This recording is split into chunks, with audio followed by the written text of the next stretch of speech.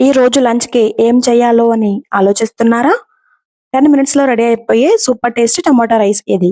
Hey guys! Welcome to our channel Eshwar home foods. నేను మీ Naveena. Rice, fresh tomato flavour, perfect masala మిక్స్‌తో ఒక్క spoon తింటే చాలు. ఫుల్ ప్లేట్ మొత్తం ఖాళీ చేసేస్తారు. లంచ్ బాక్స్‌కి సడన్ గెస్ట్‌లు వచ్చినా ఈ రెసిపీ లైఫ్ సేవర్. ఈ సింపుల్ అండ్ టమాటో రైస్‌ని ఎలా తయారు చేయాలో చూసేద్దాం. ముందుగా ఒక పాన్ పెట్టుకుని దాంట్లో కొంచెం ఆయిల్ యాడ్ చేసుకోవాలి. టేస్ట్ అండ్ ఫ్లేవర్ కోసం కొంచెం ఘీ కూడా యాడ్ చేసుకోవాలి. ఆయిల్ అండ్ ఘీ కొంచెం హీట్ అయిన తర్వాత హాఫ్ టేబుల్ స్పూన్ ఆవాలు, హాఫ్ టేబుల్ స్పూన్ జీలకర్ర, 2-3 టేబుల్ స్పూన్ పచ్చిశనగపప్పు వేసుకొని బాగా ఫ్రై చేసుకోవాలి. ఘీ వేయడం వల్ల టేస్ట్ అనేది ఇంకాస్త పెరుగుతుంది. మీకు వద్దు అనుకుంటే ఘీని స్కిప్ చేయొచ్చు. ఇవి కొంచెం ఫ్రై అయిన తర్వాత ఒక 6 పచ్చిమిర్చిని ఇలా చిన్న చిన్న ముక్కల కింద కట్ చేసుకొని యాడ్ చేసుకొని బాగా ఫ్రై చేసుకోవాలి. ఇప్పుడు ఒక గుప్పెడు కరివేపాకు యాడ్ చేసుకొని బాగా ఫ్రై చేసుకోవాలి.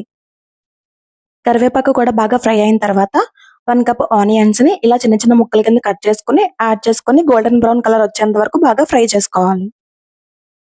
మధ్య మధ్యలో కలుపుతూ ఆనియన్స్ అన్ని బాగా ఫ్రై అయ్యేంత వరకు ఫ్రై చేసుకోవాలి. ఆనియన్స్ అన్ని బాగా ఫ్రై అయిపోయిన తర్వాత టమాటోలని ఇలా చిన్న చిన్న ముక్కల కింద కట్ చేసుకొని యాడ్ చేసుకొని మరి కాస్త ఫ్రై చేసుకోవాలి. ఈ టమాటా ముక్కలన్నీ పచ్చివాసన పోయి కొంచెం మ్యాష్ అయ్యేంత వరకు లిడ్ పెట్టుకొని కుక్ చేసుకుందాం. చూసారు కదా ఫ్రెండ్స్, టమాటా ముక్కలు కూడా బాగా ఉడికిపోయాయి. ఆయిల్ కూడా సెపరేట్ అయింది.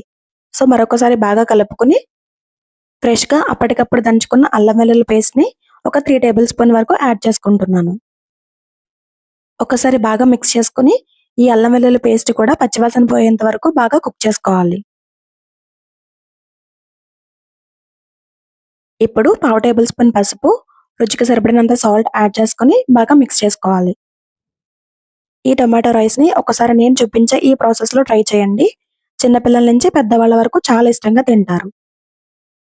ఇప్పుడు 2 table spoon red chilli powder add చేసుకోవాలి.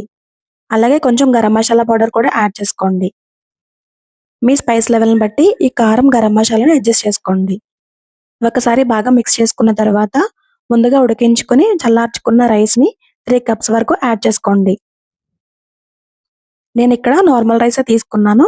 ఒకవేళ మీకు కావాలి అనుకుంటే బాస్మతి రైస్ అయినా సరే వేసుకోవచ్చు.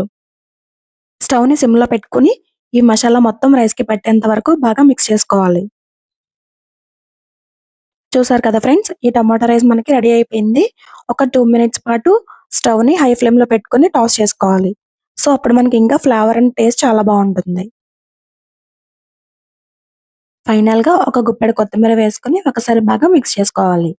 ఈ రెసిపీ మీరు కూడా ట్రై చేసి ఎలా కుదిరిందో కామెంట్ సెక్షన్‌లో తెలియజేయండి. ఈ రెసిపీ మీకు నచ్చిందా? అయితే లైక్ చేయడం మర్చిపోకండి. మీ ఫ్యామిలీ కోసం ఇంకా ఇలాంటి ఈజీ అండ్ టేస్టీ రెసిపీస్ కోసం ఈశ్వర్ హోమ్ ఫుడ్స్ ఛానల్‌ని సబ్స్క్రైబ్ చేసుకోండి. మీ ఫీడ్‌బ్యాక్‌ని కామెంట్స్‌లో చెప్పండి. మళ్ళీ నెక్స్ట్ వీడియోలో కలుద్దాం. అంతవరకు సెలవు. నమస్తే.